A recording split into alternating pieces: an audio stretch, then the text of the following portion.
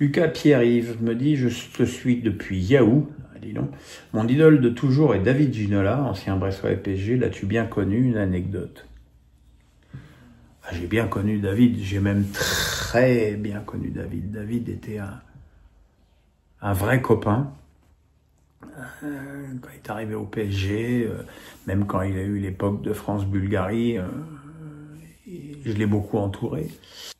La plus grande anecdote que j'ai avec David, c'est que son fils est né en même temps que ma fille, 12 heures d'intervalle.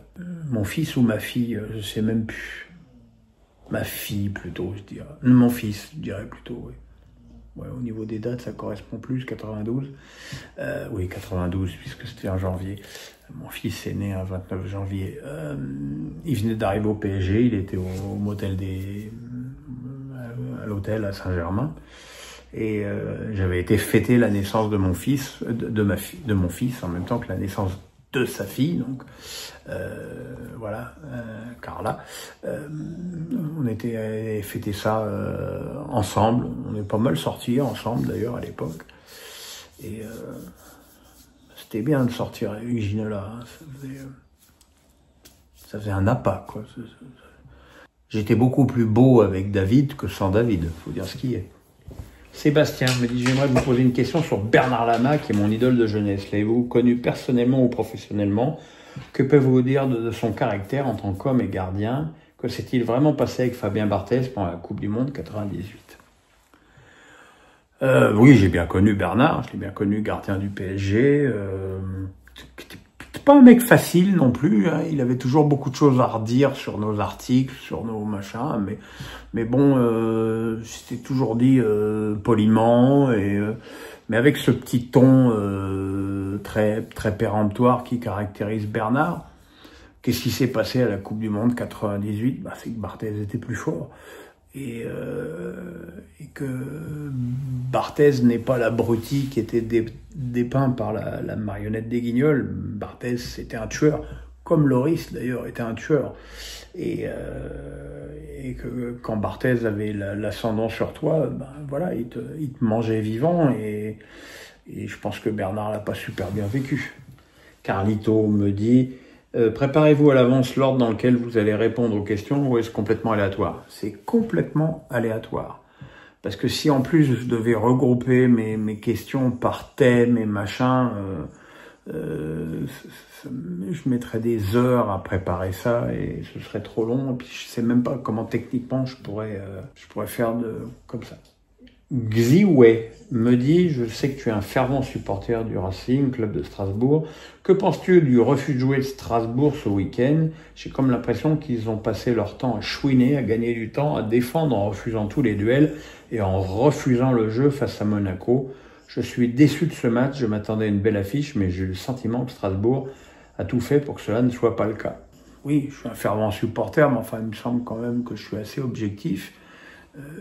L'objectivité, c'est de dire que le Racing Club de Strasbourg se déplaçait chez le deuxième du championnat, qui avait gagné tous ses matchs à domicile, et que c'est quand même un peu normal de ne pas arriver au stade Louis II, fleur au fusil, avec les trompettes et les fanfares. Passer leur temps à chouiner, j'ai pas non plus sentiment, j'ai pas eu non plus l'impression que les mecs se roulaient par terre pendant un quart d'heure, non plus. Défendre, oui, forcément, quand l'adversaire attaque, tu défends. Refuser les duels, je vois pas bien comment tu peux refuser les duels. Et à l'arrivée, Strasbourg a quasiment eu autant de belles occasions que Monaco, qui n'a pas eu tant d'occasions que ça. Voilà, c'est un match que Strasbourg, qui a eu tellement de difficultés défensives en début de saison, a très bien verrouillé. D'un point de vue défensif, c'est leur 5e déplacement à l'extérieur consécutif sans prendre de but. Ouais, donc après, effectivement, ils ont pas... mais à l'arrivée, ils font 0-0 à Monaco. Ça reste quand même un bon résultat pour une équipe qui, je le rappelle, a 21 ans de moyenne d'âge, quoi. À un moment donné, je sais pas ce que vous voulez, quoi. Que les mecs, ils arrivent avec 5 attaquants, puis qu'ils en prennent 4 en contre. Enfin, c'est incroyable, quoi. Athème le foot me dit, tu as commencé ta carrière par du journalisme sportif à l'équipe. Est-ce plutôt le journalisme ou le sport qui t'a mené vers ce métier? Aurais-tu aimé évoluer vers le journalisme à l'image d'un Pascal Praud, par exemple? Chez moi, être journaliste, ça n'a jamais été un but pour moi. Mon but a toujours été d'avoir un métier dans le football. C'est pour ça que j'aurais très bien pu abandonner le journalisme, comme je l'ai fait quand je suis parti à Reims en 2005, pour devenir dirigeant. Donc moi j'avais envie d'être un acteur du foot. Journaliste, en soi, je m'en fous un peu. Est-ce que j'aurais aimé évoluer vers le journalisme à l'image d'un Pascal Praud? D'abord, je suis loin d'avoir la culture générale de Pascal, mais très loin. Et puis, non, je pense que j'ai une trop grande gueule, bon, même si Pascal dit bien beaucoup ce qu'il pense. D'ailleurs, ça lui vaut beaucoup de haine et même des campagnes d'affichage de partis politiques. Mais non, je suis très bien dans le foot. Damien 80-95 me dit, quel est ton fruit de mer préféré, ton poisson préféré, ta viande préférée, ton plat et ton dessert préféré? La vache. Mon fruit de mer préféré est coquille Saint-Jacques, mon poisson préféré la sole ou le turbo, ma viande préférée le veau et le poulet, mon plat, tous ceux que prépare Mélissa, et mon dessert préféré, tout ce qui a des fraises, tout ce qui a des fraises dedans.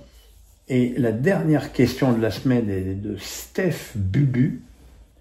Il semblerait que l'OM va partir en stage jusqu'à la fin de la saison du côté de Rome, à l'initiative de De Zerbi. N'as-tu pas peur que cela se retourne contre le club et que les joueurs soient lassés de ne pas voir leur famille et qu'ils ne supportent plus de vivre ensemble?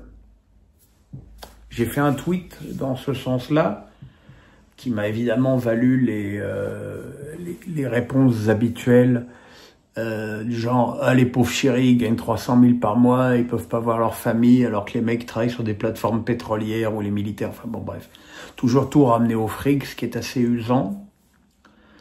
Moi, je suis partagé. Dans le foot, ce qui compte avant tout, c'est le résultat. On verra si les 4 derniers matchs, qui sont pas forcément insurmontables pour l'OM, même s'ils vont quand même à Lille, si l'OM, on verra à la fin si l'OM termine directement en Ligue des Champions, si ce stage a été bénéfique ou pas. Après,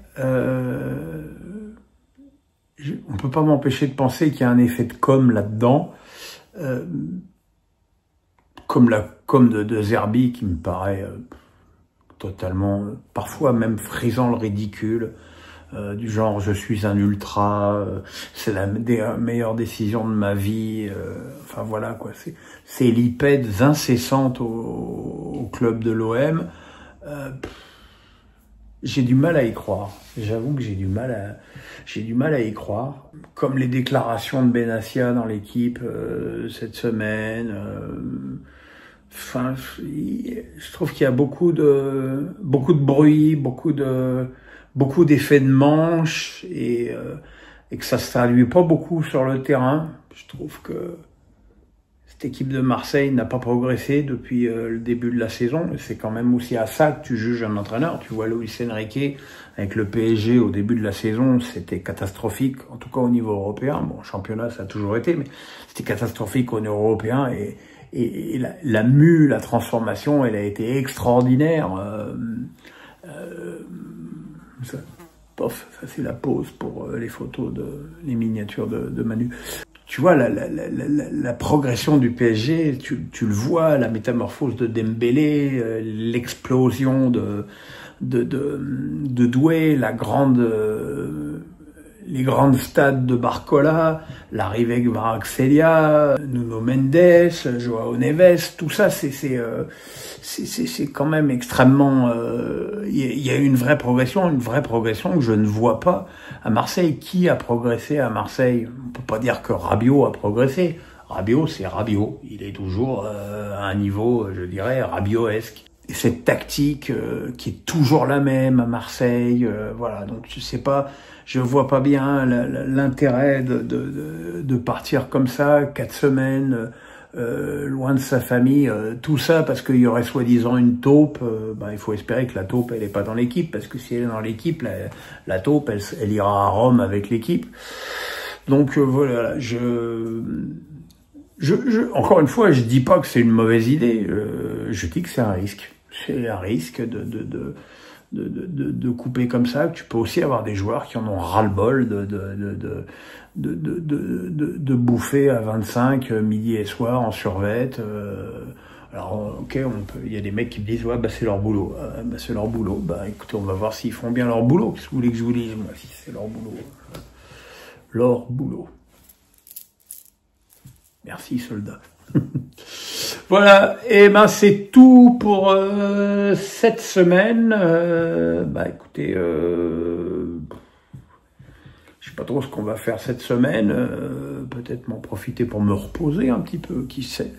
Et puis voilà, peut-être un petit face à Pierrot jeudi. Peut-être un petit. Je suis même pas sûr que je fasse quelque chose sur Nantes PSG demain soir. On verra. Voilà, nous verrons. Hein. On va pas prendre des engagements que nous ne pourrions pas tenir. Voilà mes amis, le pouce, la cloche, on s'abonne. Portez-vous bien. Merci de votre attention. Bonne journée. Bye bye.